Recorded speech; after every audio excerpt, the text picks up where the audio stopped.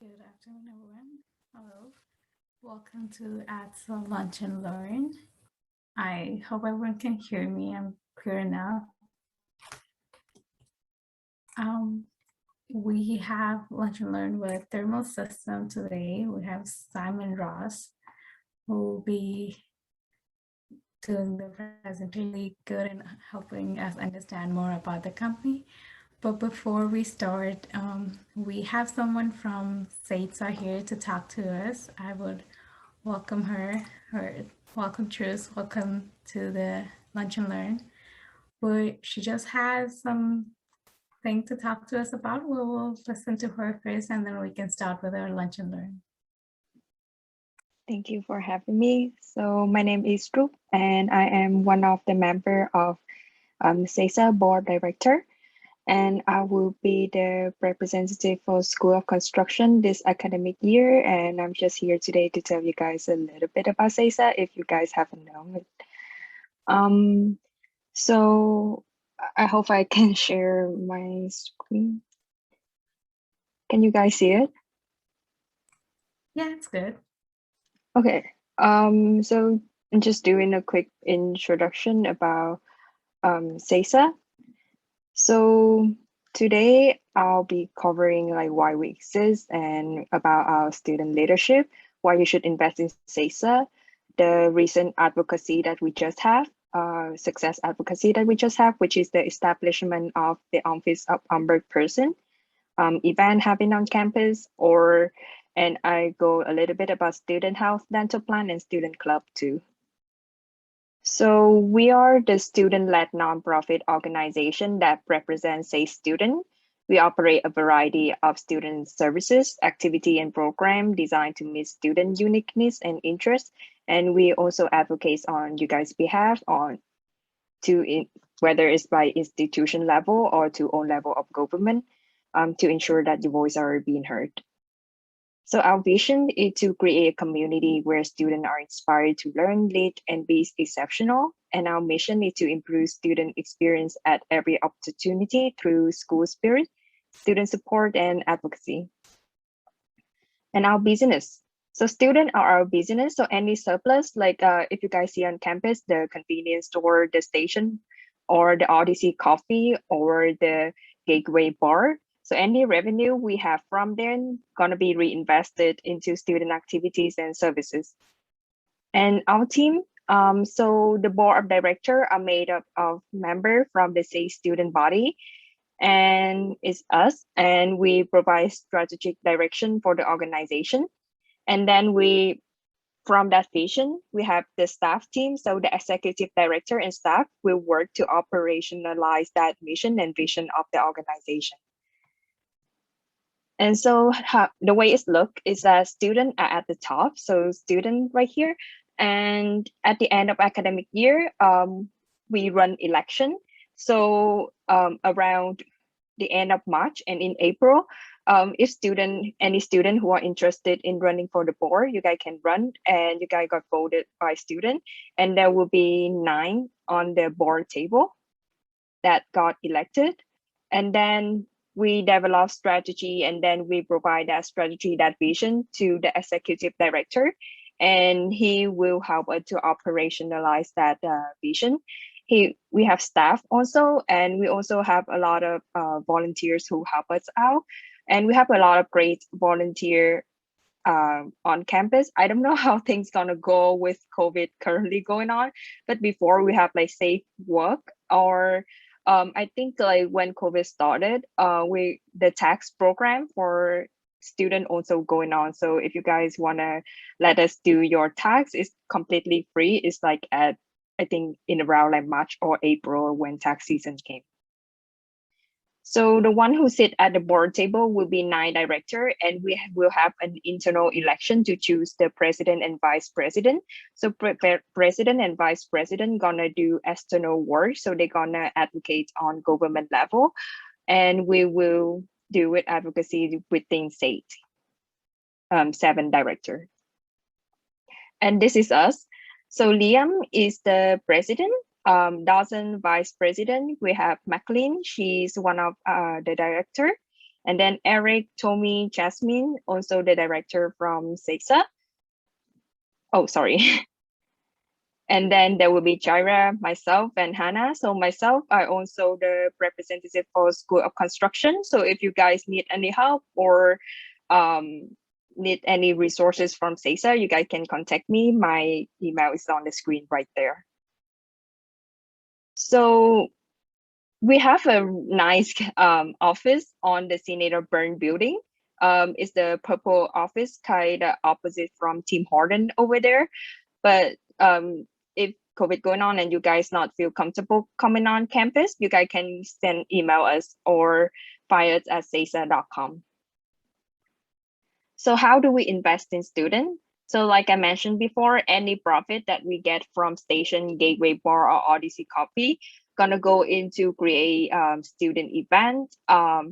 So we also have fund for student club, and there's some award going on and student grants also. So about advocacy, the recent advocacy that we just got is the establishment of the Office of Ombudsperson, Miss Kamini Bernard. She will be the one who help you guys understand state regulation if you guys met academic or non-academic appeal with the school.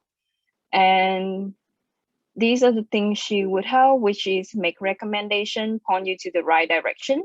You can book an appointment with her at cesa.com/advocacy/student support. It's on the screen right there at the corner. But before it was us who helped you guys, but like of course we also student, so we don't have like the professional and like the knowledge like really big to help you guys. So she will help you guys better. But if you guys need help from us, don't hesitate to send us an email too. And yeah, we have a lot of events going on. I don't know if you joined orientation or not, but I saw a lot of students who are interested in learning more about health and dental plan. We also have a bunch of info section about health and dental plan going on. And we have like concert, pen night, bingo. Is sent by email every month, I think. And then you guys can also look into it more at cesa.com/event. And health and student benefits. So we manage your health and dental plan for say student. So we have staff to support, and it's really easy to submit a claim to get the benefit. But if you already have a plan in place, the deadline to opt out is September 24th, or you can add a dependent before that deadline also. And yeah, you can learn more about CESA on cesa.com/benefits. And student club. So we have fund provided for club to have like I would say like event, or you just need fund to do event. You can submit a claim through us, or if you are interested in creating club, it's really easy to start up. I think you just need one president and one member, and that's it. So, and welcome to SAIT. Cannot wait to serve you. And you can visit cesa.com for information on everything that we do for SAIT, or just visit us as MC107. Thank you. I think that's the end of my presentation. Hope it's not too boring, but if you guys have any question, I'll be happy to answer it.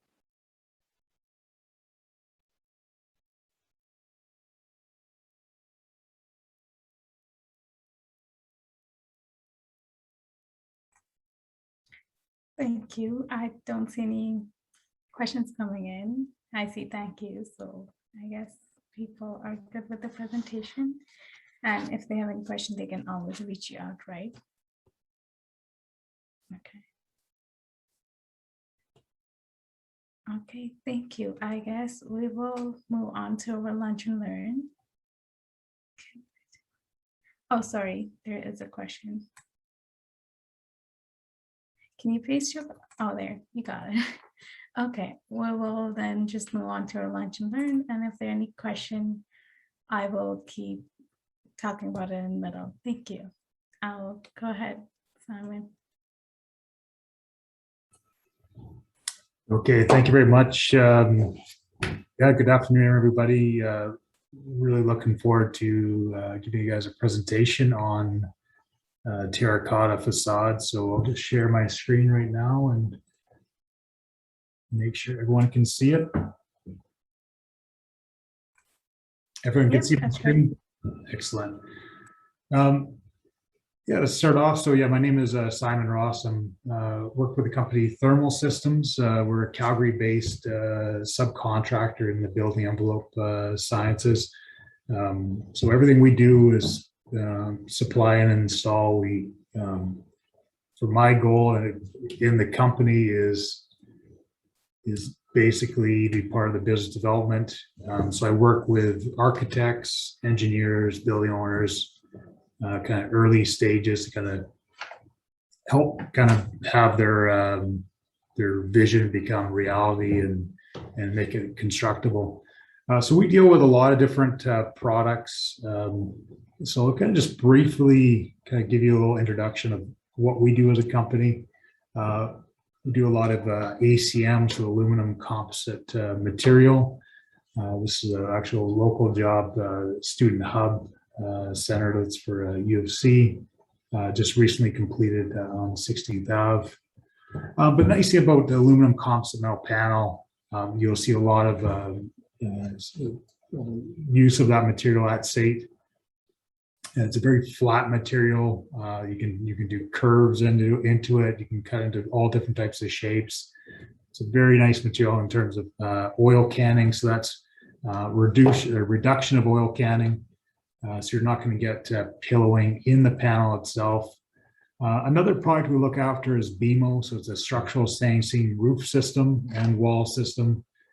This is a project here, again, in Calgary, Rocky Ridge YMCA in the northwest part of the city. With BMO, there's lots of uses of BMO at the SAIT as well. Furnish all the metal roofing that you see there.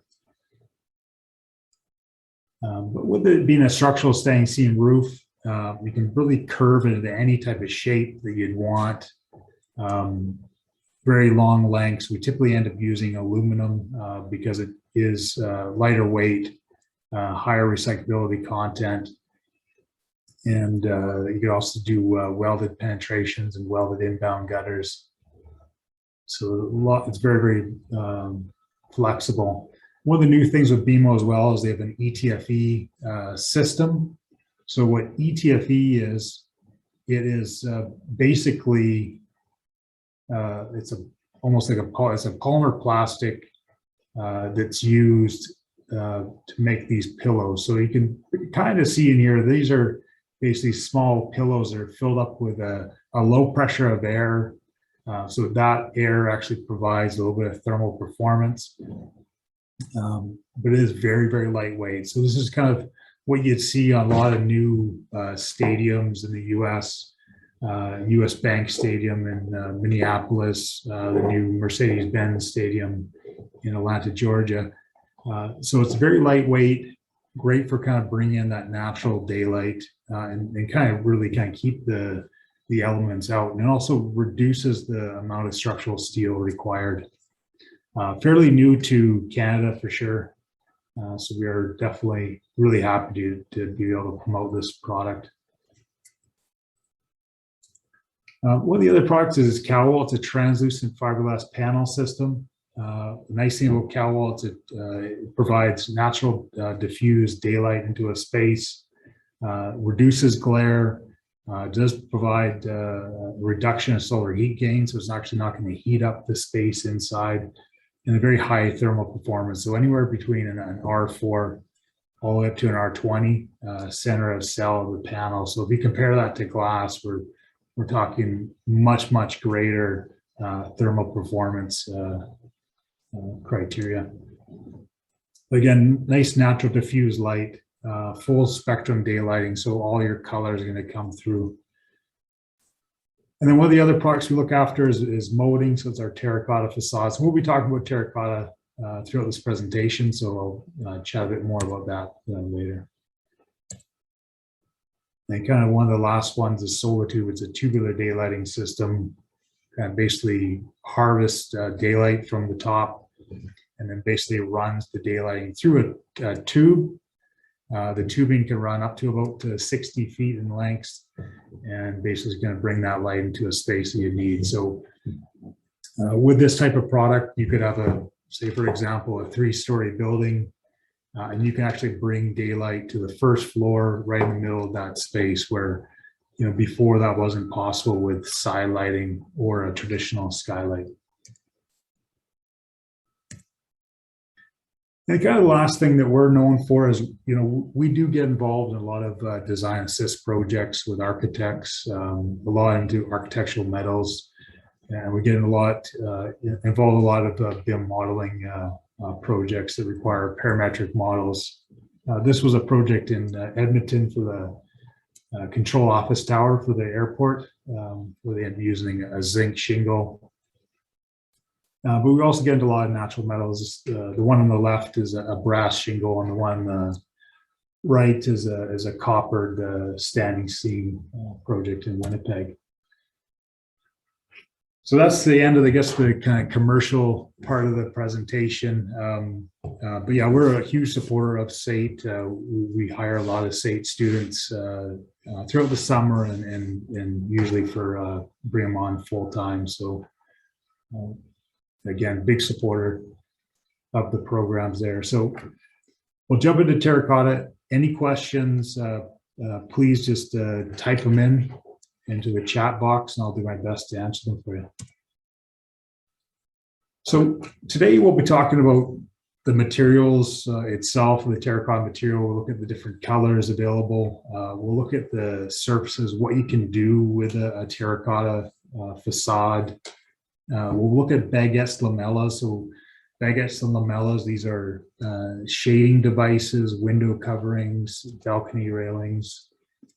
We'll look at the facade system. How is it attached back to the substructure? We'll look at some of the standard detailing, and we'll look at some of the testing available for the product. Then we'll look at some projects that have been completed using terracotta locally and within Western Canada, and also different parts of the US and the globe. So terracotta, what it is, it's 100% natural material. Terracotta, the difference between a terracotta and a brick is the terracotta is a much finer mixture of clay.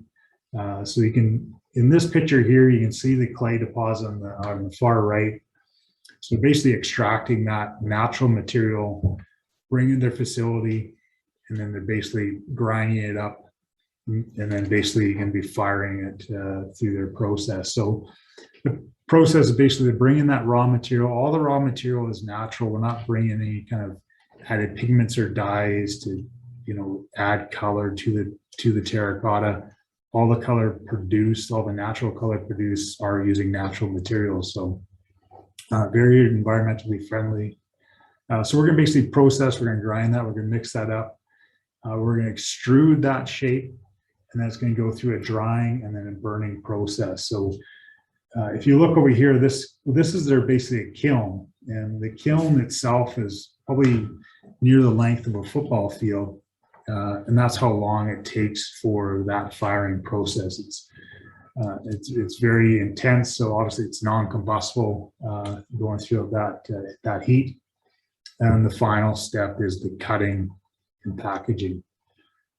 So what we're looking at is typically a double skin wall system. So when we're talking double skin, it's basically got your outer layer here and your inner layer here. So your inner layer, that's going to give you your ability to attach it to your substructure. And your outer layer here is going to help with stability of the product, so make sure that you're not going to have warping, and also gives us the ability to do lots of extruded different shapes other than the flat. We do a lot of flat material, but definitely with designers and architects, we're seeing they're getting a little more comfortable using the material and really kind of expanding on its use. So in terms of formats and colors, so typically you're going to look at either a horizontal or vertical orientation.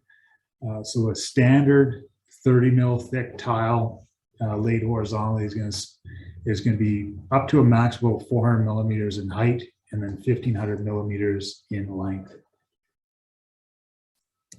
Now, we can rotate that vertically as well. So the same thing, it's going to be 400 millimeters in width in this case and up to 1500 millimeters in height. Now they do have a larger format tile. This one's a 40 mil thick base. And now you can get larger size. So in terms of horizontally, 800 millimeters in height, up to 3000 millimeters in length. But once you start extruding pieces that large, they become very heavy because this material here weighs about 15 pounds per square foot. So now you're, in terms of the installation aspect of it, it's like you're installing a precast panel. So you're going to need different types of hoisting equipment to put each piece of terracotta in place. So definitely when I'm talking with architects and designers is try your best to design within these smaller parameters for sizes, because it is more adaptable for crews to install it off of a swing stage or man lift, because it was only about 10 pounds per square foot. So it can be handled. But if you have to go for the larger format, part of that design, it is definitely more than possible. Same things apply again for running it vertically. So 800 millimeters in width and then 1300 millimeters in height. Just had a quick question. I think you kind of answered, but Ben is asking that how do you guys deal with thermal bridging in the connection part? A great question. So yeah, a lot of the, we'll jump into the connection part a little bit further into the presentation, but real briefly, a lot of the, where the terracotta is mounted is outbound of the installation.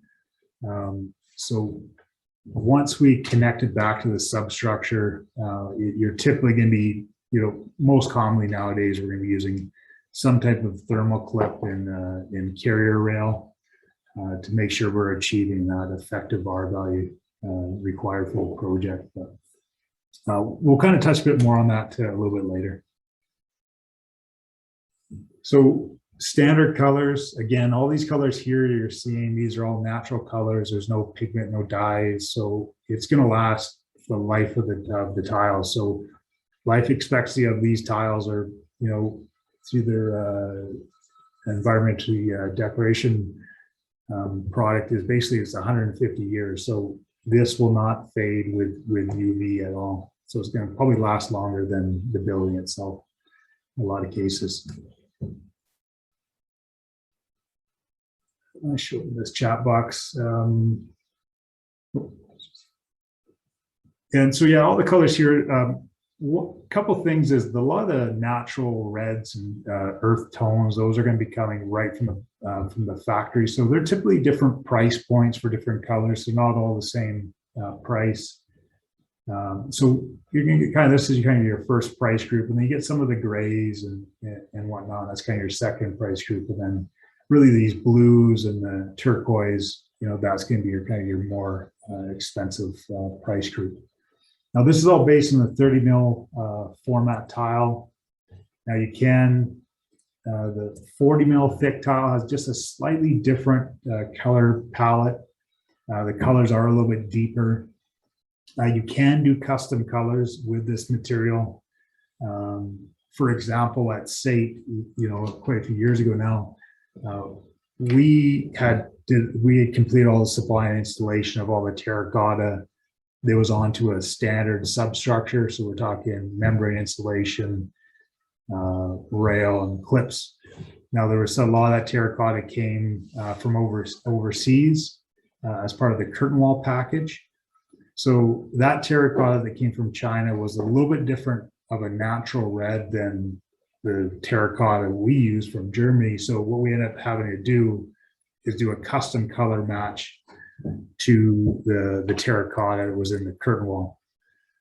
And if you look at, there's some areas they're side by side and you can barely tell the difference. So we can do custom colors. So it's not too much of a challenge. So next thing is kind of surface. Now with the tile, because it is an extruded piece, so you can extrude really almost any type of shape you want. The deepest in terms of depth of profile is 140 millimeters. You can go deeper, but there is some cost associated with that. Here's just a small kind of sample of some of the dyes that have been produced. So it's just like aluminum. So you produce a dye for an aluminum extrusion. It's the same thing. We produce a dye for the terracotta extrusion itself. So it gives the designers a lot of flexibility to produce some really interesting shapes, add some depth, add some kind of features to their building other than just, you know, flat panels, which sometimes are great, but it is nice to kind of add a bit more texture and shadowing into your building. Again, just here's some examples of some of the uses of using some of that depth. You can see here they've ended up mixing. These are the baguettes. We'll chat about that in a bit, but those are running through.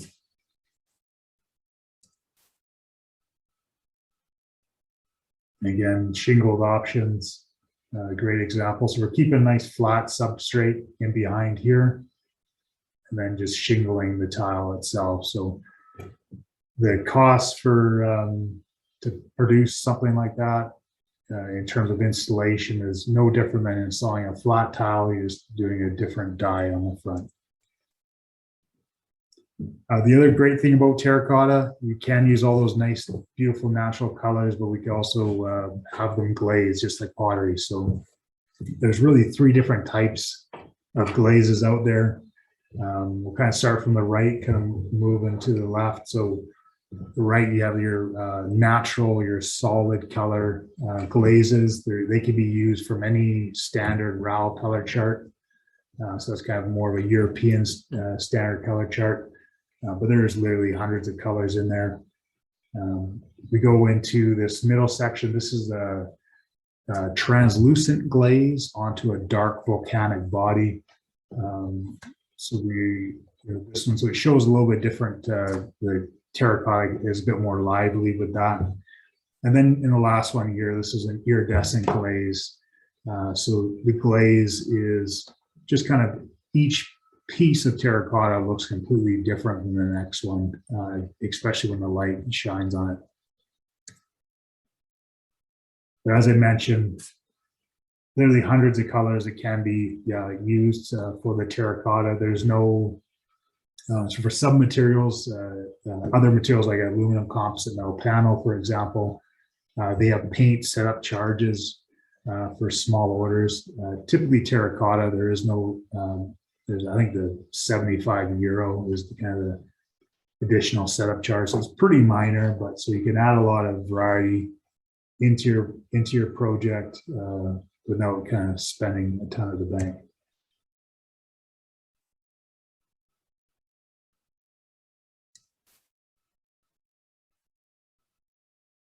The other nice thing when you do glaze a piece of terracotta, it becomes graffiti resistant. So if someone was to spray the terracotta, you can actually just clean it off. Some of the new things available are what they call a fusion glaze. It's more that almost like a crackled glaze look you'd see on pottery.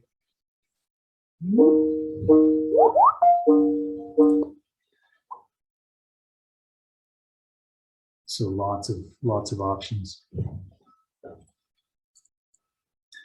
Kind of going back to the natural material. So if you're looking for something that was not one color kind of throughout, you could do a patinated design. So it just has a bit of so it's the natural materials, just every piece of terracotta looks a little bit different than the next. In terms of layout, lots of options. The most common is the stack bond. So the vertical joints are all in line.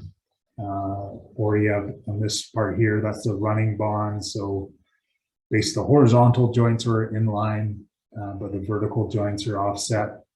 Or you can do something very, very custom like we did at the National Music Center here in Calgary.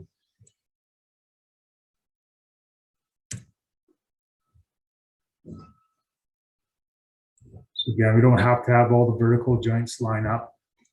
And that we'll look at that in terms of how it's mounted back to the substructure. We can curve the material. The minimum radius is 900 millimeters, so about 3 feet.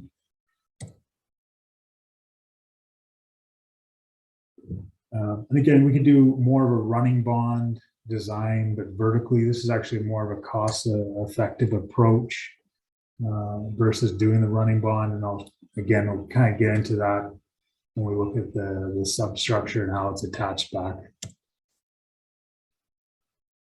So the final part of the actual just terracotta itself, before we get into the system, is the Baggett's lamellas. So Baggett's lamellas, what this is a tubular shaped piece of terracotta, typically a square, so a 50 millimeter by 50 millimeter tube. You can see here what it is, and there's an aluminum rod that runs through the center of here. So each one of these pieces of baguette has an aluminum rod that runs down the center, and that's what's actually going to help with the spanning capabilities of the piece of the terracotta. So maximum span is typically about 2 meters.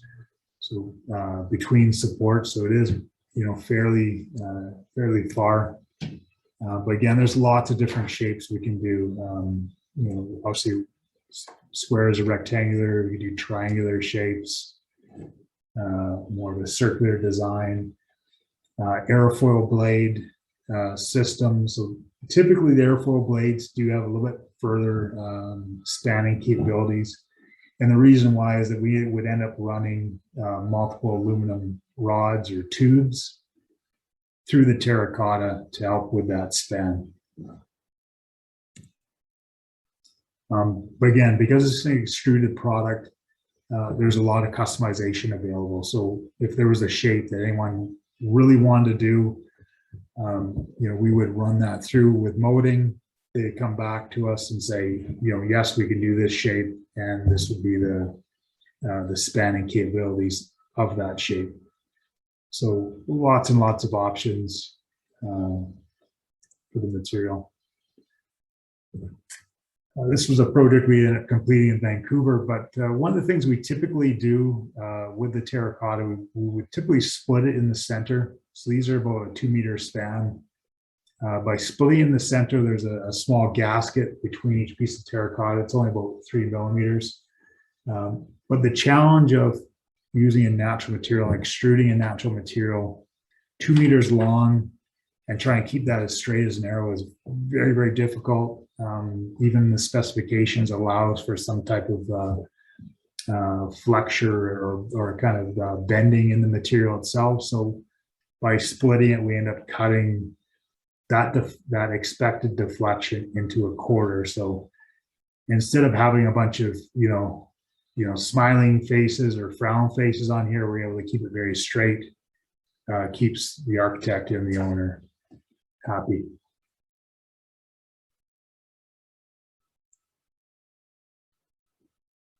Again, here's using more of a vertical format as a facade system in this case. So what they've done is they've had just a flat metal sheet in behind here. That's where all your insulation, everything would be behind. And then the baguettes just sit in front. Corner designs, we can do curved applications, can do mitered corners. We can do we're precast where this is all connected into one piece if needed. So lots and lots of options, or more of a very custom design. This is a project in Australia. These don't move around, they're stationary, but quite a unique approach using the terracotta system. So now I'm going to jump into the kind of the clip, the substructure. I don't know if there's any questions at this time. No. So the substructure, basically there's really two ways of mounting it. So either it's going to be a horizontal carrier or a vertical carrier. So as you can see here, this is the horizontal or the vertical carrier design. Is the terracotta cladding hail-proof? Absolutely. So they do end up going through what they call this soft body and hard body impact testing. That is something that is required for the terracotta. However, on the right angle, I'm sure the right stone, there might be a chance for chipping if they hit maybe an outside corner of the terracotta, but it will definitely would not break the terracotta itself. And yes, the terracotta is a rain screen system.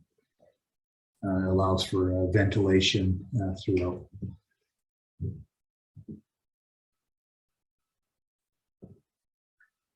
So we've got the horizontal and the vertical carrier.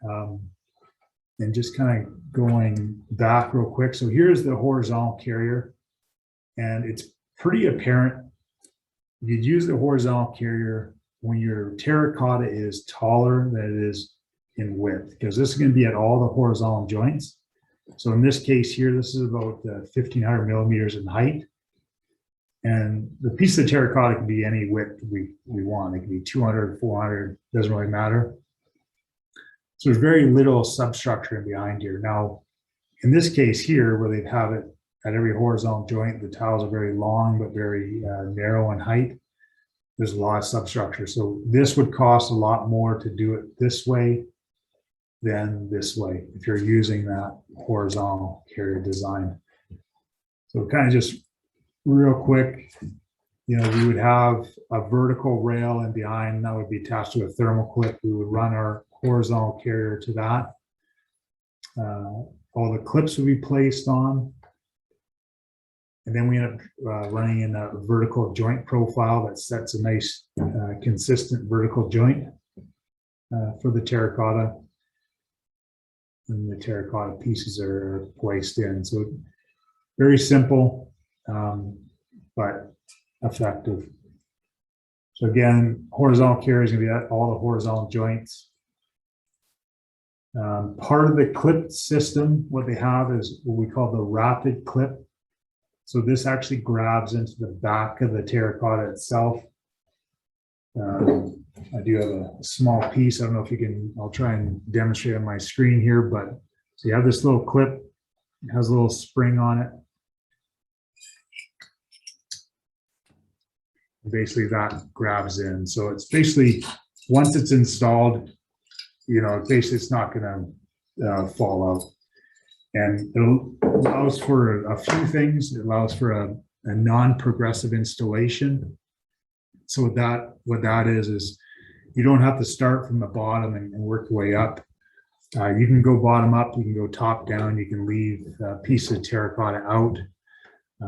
Or if a piece of terracotta is damaged, say one panel is damaged in the center of the wall, you could take that single piece out and do a replacement of that single piece, other than ripping everything off like you would on some other materials. So with the clips, they have different styles. So, you know, top, middle, bottom. They all have that rapid clip other than the top because it doesn't require it. Now, the other method of installation is using a vertical carrier. So the vertical carrier will run through here. That's where you'd use where your tiles are longer in width than they are in height. So that'd be a better method of attachment if you're using more of a horizontal style of installation. So real quick, you'd have your vertical carrier. This would be attached back to a thermal clip and behind back to your substructure. You'd install your clips into that rail. You'd set your vertical joint profile. Again, set a nice consistent vertical joint. And I'll show you the importance of that in a second. And then you can lay your tiles. So your tiles don't have to be all the same height, as long, in this case, as long as it's the same width. It makes for a fairly consistent, easy installation. And that's why in terms when you're doing like a running bond design where your vertical joints don't line up, it ends up being more substructure in behind there. So it ends up costing a little bit more. Again, with that vertical carrier profile, you have the same rapid clip, so it's going to get held in the same way. One of the nice things about the design, they have very simple system. So there's basically a slot cut out on the diagonal, on a 45-degree diagonal on the rail itself. And then the clips itself has basically a slot running the opposite direction. So what this does is it allows for wherever this clip is placed within this rail, there's always a pre-drilled hole for you. So it just allows for the installation to happen much, much quicker. It's just saving one step from the installation. Okay, jump into this metal profile. So there's a couple different, so not every manufacturer has the metal profile. All the manufacturers do have metal profile. Molding only use the metal profile. Some companies use EPDM gasket. So what that is, like, it's a plastic gasket that sits behind the tile. Try and stop the tile from moving side to side. So what this does is metal profile. So this will basically set your vertical joint. So it's going to set in between the tiles so they can't squeeze in anymore, nothing like that. So it's going to set a nice consistent joint. These little butterfly wings on there, they basically hold the tiles out tight to the outside face. So you're not going to have rattling in the tile itself. And then they also act as almost like a rainwater leader. So as water hits this rain screen system, water is going to run down here and run and hit your through wall flashings and out of away from the building. So you can see it just sits in between the tiles. Just you have it color matched, as you can see here. It gives you a nice consistent joint. I'm going to show you kind of an example next of SATE, where, quite a few years ago, we ended up using our system, using that metal joint profile, and then the other company, when they ended up having it shipped over in the curtain wall system, had an EPDM gasket. I'm sure they both looked fantastic the day of installation, but buildings do move and settle over time. So you can see here, this is that metal joint profile, very consistent. And then you can see here, this is where it's a different system, has the gasket behind there. You can see basically it's kind of crept in. There's no way this would have been accepted by the architect. So I'm sure it's just the movement over time that caused this. So if you ever get involved in specifying this type of material, I would always recommend specifying metal joint profile. Looks much, much better over time. So installation, as I mentioned, it's non-progressive. So you can see in this case here, this is a project we ended up doing in Regina. The terracotta dropped down to a certain point. They had some engineered scaffold set up down below. In a traditional system, we would have to wait till that's all done, then we can start doing our installation. But in this case, we're able to get ahead of the game, bring that terracotta down to a point, wait till they're done, and then continue on. It also allows for pre-clipping all the rails. You can see all these rails here have all the clips pre-attached to them. So now just once the crew here on the swing stage will just start installing terracotta. That makes it much, much quicker, and allows us to cover up the building and get occupancy sooner. We just have 2 questions in the chat. Oh, okay. One up. Yeah, so yeah, I definitely experienced the gaskets, definitely the metal. Just there's so much more benefits with that. I've even seen with EPDM gasket, if it gets exposed to the sun too much, it gets through a lot of expansion and contraction. And I've actually seen the gaskets come out of the wall. So it's kind of the last thing you'd want. And then, yeah, how easy is to replace the individual tile? Very, very easy. So just kind of showing here, you know, that we don't have to start from the bottom. We can go, it's just kind of a lift and lock. So the tile itself basically would lift up into the top part here. And then it would basically lock into the bottom. And then once it's locked into the bottom, it's like, you know, you can't take it out unless you know exactly how to take it out, what you're doing. So, so if this tile here, you know, in the middle of the wall, if that was damaged or something like that, or they had to run like a gas line or electrical outlet or something through there, we can take that tile out, make that modification, and then put that middle tile in. So it definitely helps with that non-progressive install. Corner conditions, lots of there's precast corners. So this is, we'll talk a bit about this in a second. Precast corner is where they actually join that the two pieces of terracotta together. There are some examples of that at site near some of the stairways on I think it's the west wing. And then the sword profile, you see a lot of the sword profile on some of the column conditions, a lot of the outside corners on different parts of SAIT as well. This is kind of the recommended if you're doing a mitered corner, because this would typically stick past the face of the terracotta by about 3 millimeters.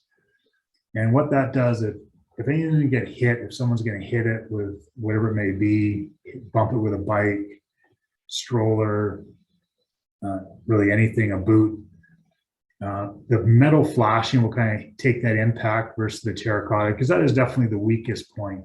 And you can see here, we do blunt the corners off. We don't want to do a miter and keep it a very fine material there, or I end up getting chipped a lot easier. But other options is a closed corner or open corner as well. So it really comes down to the architect and owner.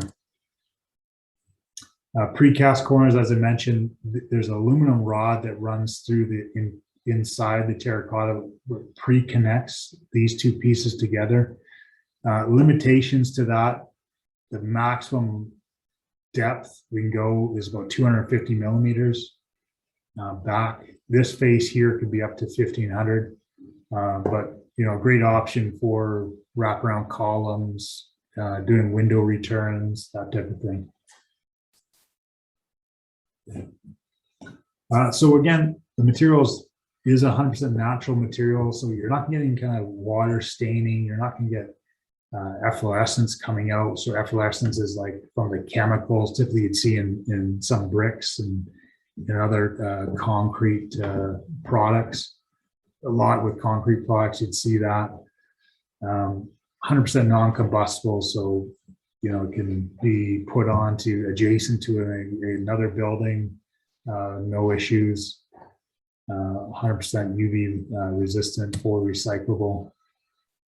One of the questions we get a lot is kind of the freeze thaw cycle testing. So what, you know, we get a lot of that in Calgary. And you get a lot of that on the West Coast as well, and obviously in Ontario. Well, pretty much anywhere in Canada, you get a lot of freeze thaw cycle. So it has passed all that. And then the other thing is water absorption and efflorescence. Seismic testing. So again, has been tested for that. We do a lot of work in the Vancouver area and Victoria. So we got to make sure we pass those tests. So again, that's something we'd have to review with our third-party engineer, make sure we meet all those requirements. So I'm going to jump into projects. So just some local projects and some other ones across the continent. So 6th and 10th, it's kind of a nice, real simple local job. Originally, this was actually a limestone cladding down below. The owner was looking for some savings, so they ended up going with molding terracotta. Again, nice miter corners, returns into the windows, nice clean finish for that condo. This is a Maddox condominium. Again, in Vancouver, this is just running up different kind of natural earth tones up the side of the building. And then a lot of column cladding. Bow Valley College.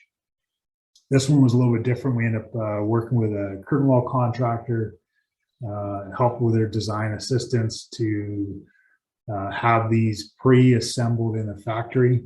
And then once they're installed into the curtain wall, so you can see each of these section were a unitized piece, so 3 wide by a full floor-to-floor height.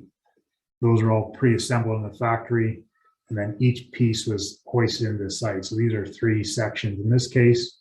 And that's why you can see the joint here is just slightly darker than the other ones in between. That's because that joint's probably, you know, closer to a 10 mil joint versus a standard 8 mil joint. But again, that is something that we do a lot. We partner with curtain wall companies, or we're starting to really get into unitizing systems using a full steel stud backup wall, especially in mass timber construction.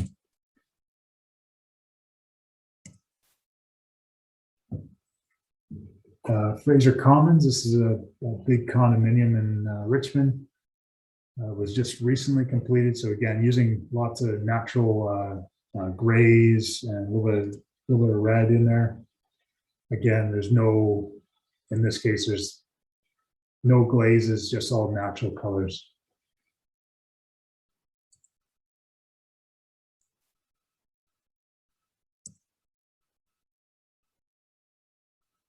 Just using the baguette system. This is at Vancouver General Hospital in St. Paul's. You can see this is a precast baguette. So again, there's an aluminum tube that runs through the center of that, all pre-connected from the factory. Seton multi-service facility. Again, it's kind of more that mimicking a large brick, but it's a proper rain screen system versus a standard brick design. And then definitely our biggest job to date is Studio Bell National Music Center. So this one here was design assist project. Obviously, a lot of parametric BIM modeling required for this one. Really, that was an awesome project to be a part of. So what we ended up doing is we had iridescent glazed material. So you got that charcoal on all the flat surfaces, and then a gold iridescent glaze on all the curved elements. So all the interior, as you can see here, has an acoustic bat installation behind it, just because obviously it's a music center, need that acoustic properties. This one's a little bit interesting. We ended up extruding the terracotta in Germany, shipped it to a company in the Netherlands to have it glazed because the architect wanted this one glazing company to do the glaze on it. And then we had to ship all that material, all 100,000 square feet of it, back to Calgary and installed. As you can see, we had to open up the joints in through here as we went in front of the curtain wall system in some areas.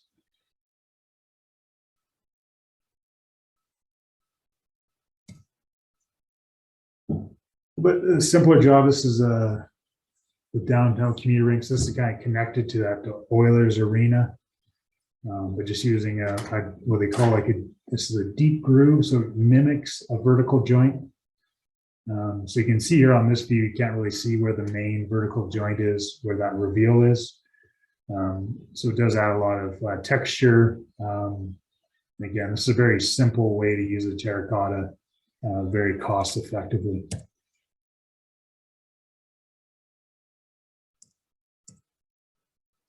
SAPE, lots of using that natural red material.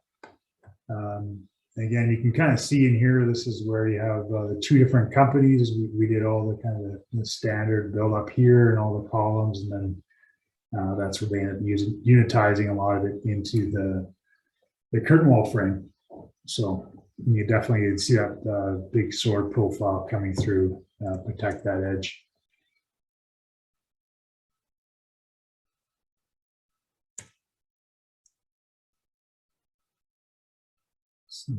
Simple project up in near Edmonton, kind of mixing in colors, the light gray and turquoise.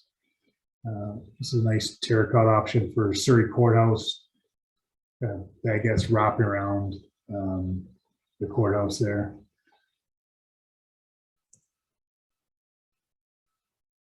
And then True North Square, this is right adjacent to the Winnipeg Jets arena. This is kind of their square where everyone gathers to watch the Jets play in the playoffs. But kind of a background story. So originally this was actually all aluminum plate panel. And it had to be aluminum plate because it had to be a non-combustible material, because there's an adjacent church right next to it. So it had to be something that was non-combustible. So we offered doing this in terracotta.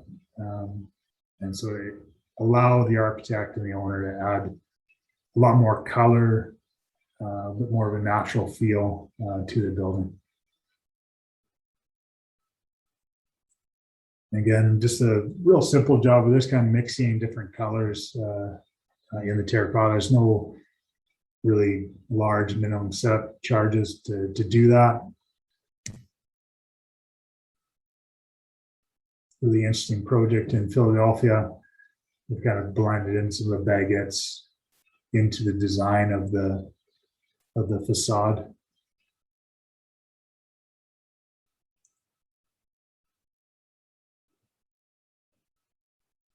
And then this here, they end up mimicking like a traditional, like a standing seam roof system with the terracotta, so it's running up.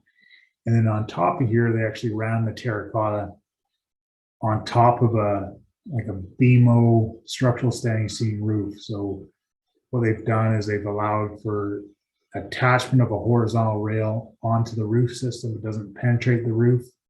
So you can basically install this rain screen system on top. So kind of really unique design. Nice glazed project. Again, there's that baguette, using the baguettes as a facade.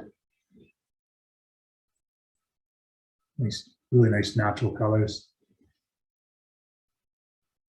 And this is really using that iridescent, or sorry, not iridescent, it's a translucent glaze on a dark body. So just how the light reacts with it, it kind of looks, some of the material looks like it's a different color.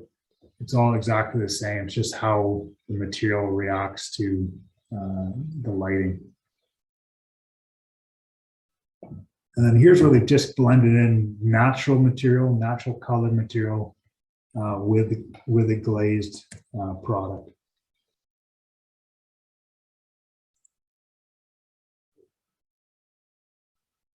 In Copenhagen, they ended up changing a bunch of their, well, added transit stations, I should say.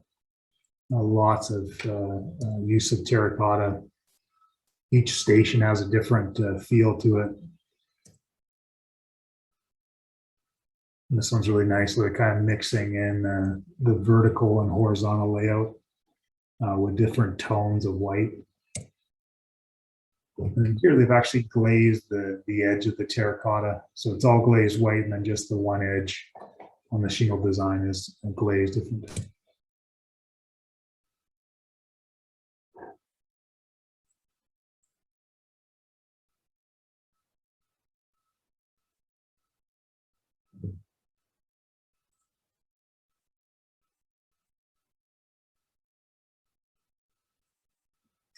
Okay, well,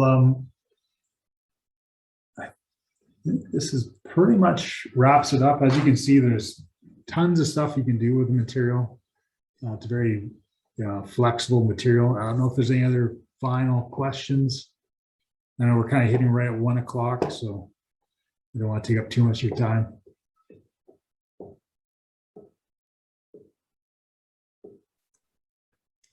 Thank you.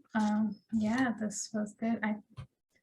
Ashley had a message for you that she had to head out, but she will be looking back at the product. So, yeah, it was very interesting. I just had a question that all the products and the details, if we want to go back and look at it, do we just go onto the website, or do we like have to send someone an email or something that, hey, we're looking at this specific things, can we get more details about it? Yeah, great question. So Moding does have quite a bit of information on their website, but you always just free to reach out to myself. If you end up reaching out to Moding, ask them a question, it's just going to get redirected to me anyway. So yeah, I'm here to kind of help out as best I can.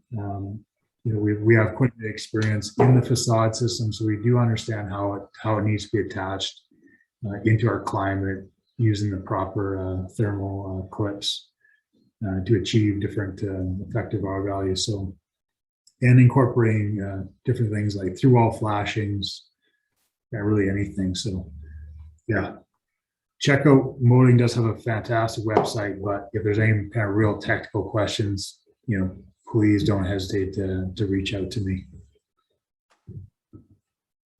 Thank you. And there's my email address there down below, so if you need it.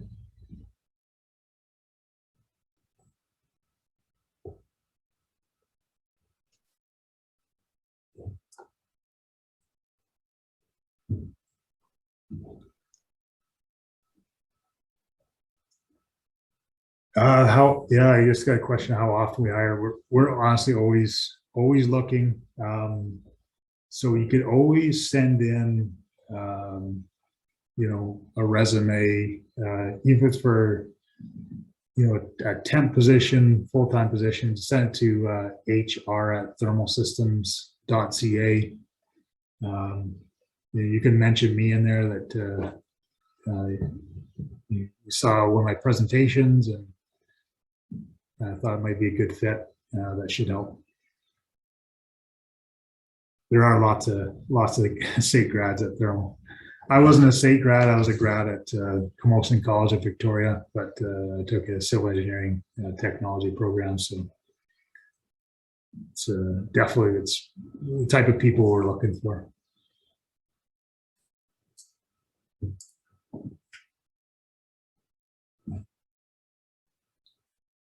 Great. Well, yeah, thanks so much. Really appreciate it.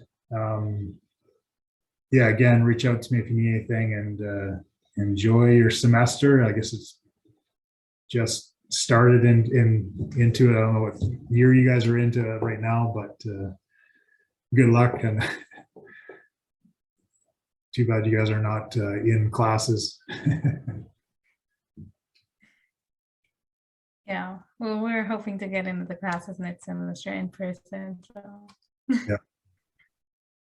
Yeah, I would love to do an presentation. So if you're interested in the products, definitely I can do those as well. So. Yeah. Okay, I don't think we have any more questions, so I guess we'll say thanks to you, and if anyone has questions, they'll reach out to you or me. I can forward them to you. Sounds great. All right, thanks everyone. Thank you. Have a good day. Bye.